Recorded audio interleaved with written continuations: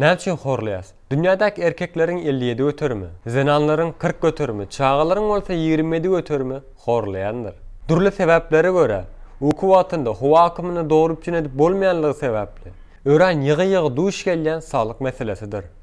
Horlama esasan bokurdan arka tarapynda yer alan howa ýolunyň goloýundaky kanalların dykylmagy, giňişlemesi ýa-da bu ýerdäki myşsalaryň gowşama netijesinde ýüze çykýar.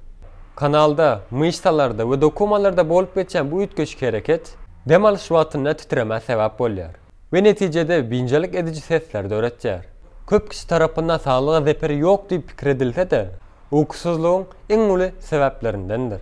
Mehriban dostlar, bular ýaly videolaryň dowamyny gelmeýini isleýän bolsaňyz, like goýup dostlaryňyz bilen paýlaşmagy unutmaň.